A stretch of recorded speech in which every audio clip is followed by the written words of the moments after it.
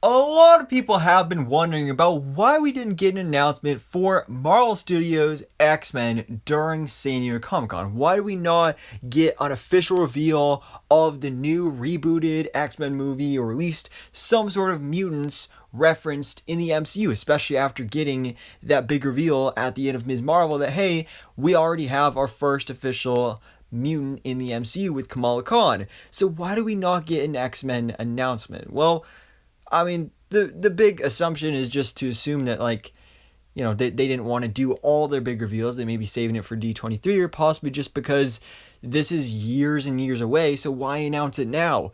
Yeah, I mean, they're already announcing stuff to 2025, so if it comes out after that, why do we really need to know about it already? So now, though, we have a new report actually coming from a guy by the name of Devin Ferrasi. Now, he is not at all a scooper. He's not even pretending to be a scooper or anything, but he apparently used to work at Fox and has supposedly still some industry contacts. And he has revealed to us that apparently the reason it wasn't announced is because we won't be seeing the X-Men movie until Phase 7, at least 2025. Well, actually after 2025. So that could be 2026 forward.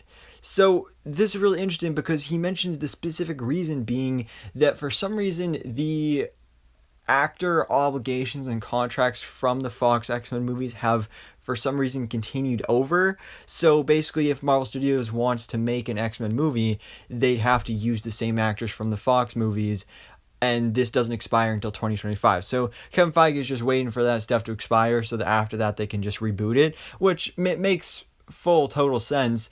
And also, like, we could possibly be seeing X-Men in 2025 during Phase 6 anyway, even if this wasn't a thing.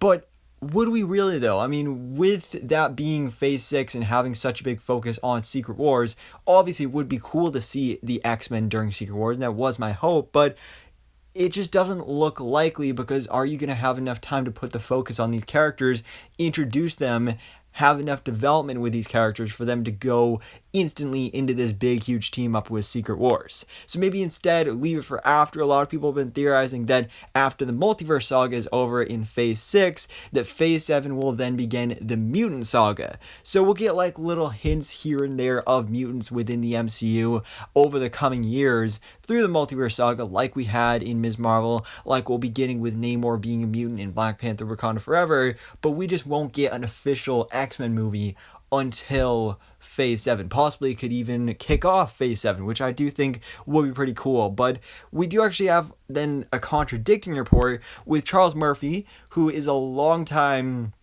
reliable scooper that we've talked about plenty of times on the channel before. He's mentioned specifically that the mutants will be getting their own movie in 2025. So I mean, it's kind of confusing, like, who do we trust? Who is more reliable? This random guy that supposedly used to work for Fox and still has industry contacts, or Charles Murphy, who we've been following for years?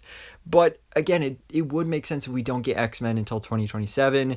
Really, by then it would be, I mean, I think like 6 years. By the time we get to the end of Phase 6, it would be 6 years since the last X-Men movie with Dark Phoenix. So just let time go by to forget about that version of the X-Men, so we can really, really have a fresh start with the Marvel Studios X-Men reboot in the MCU.